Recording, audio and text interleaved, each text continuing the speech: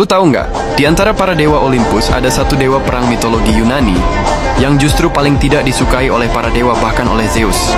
Namanya Ares, dewa perang Yunani, simbol kekerasan murni, amarah, dan peperangan tanpa tujuan.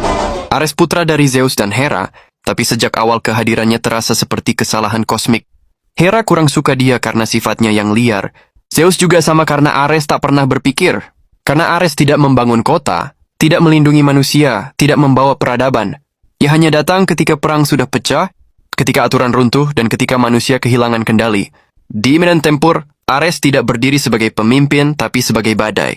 Ia ditemani oleh anak-anaknya sendiri. Phobos dan Deimos dan Enyo, mereka bukan pahlawan, mereka adalah efek samping dari Ares. Meski menyandang gelar dewa perang, Ares justru sering dibuat malu.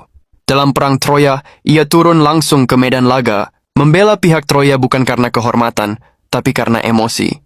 Ia bertarung sangat liar, hingga akhirnya dikalahkan oleh Athena dengan bantuan manusia. Ares kalah, dan kembali ke Olympus untuk mengadu pada Zeus. Jawaban, Zeus dingin, ia pantas menerima rasa sakit itu. Satu-satunya titik balik Ares adalah saat dia jatuh cinta ke Dewi Aphrodite. Hubungannya dengan Aphrodite, Dewi Cinta, adalah kesalahan terbesar Olympus. Dari hubungan ini lahir anak-anak yang merepresentasikan sisi terdalam perang, Phobos, Deimos, Enyo. Mereka bukan pahlawan, mereka adalah efek samping perang. Ketika hubungan ini terbongkar, Ares dia dibuat sangat malu di depan para dewa karena dia ketahuan sedang berduaan dengan Dewi Cinta yang jadi masalahnya, ketahuannya oleh suami Aphrodite. Ares sangat malu dan terjebak dalam jaring emas tak terlihat. Lagi-lagi dewa perang dipertontonkan sebagai objek ejekan. Zeus hanya menghela napas.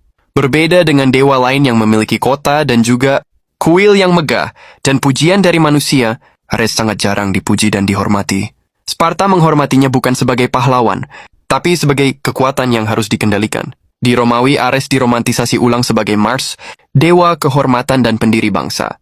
Tapi di Yunani, Ares tetap menjadi simbol kesalahan. Kekuatan tanpa kendali, keberanian tanpa tujuan. Ares abadi, ia tidak pernah belajar dari kesalahannya. Tidak pernah runtuh, tidak pernah berubah. Ia tetap berdiri sebagai peringatan, abadi bahwa perang tanpa akal hanyalah kehancuran. Ia bukan pahlawan, bukan penjahat, tapi refleksi sisi tergelap perilaku.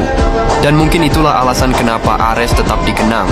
Bukan karena kemuliaannya, tetapi karena kita tahu, di dalam setiap masalah pasti ada Ares yang selalu ingin bangkit.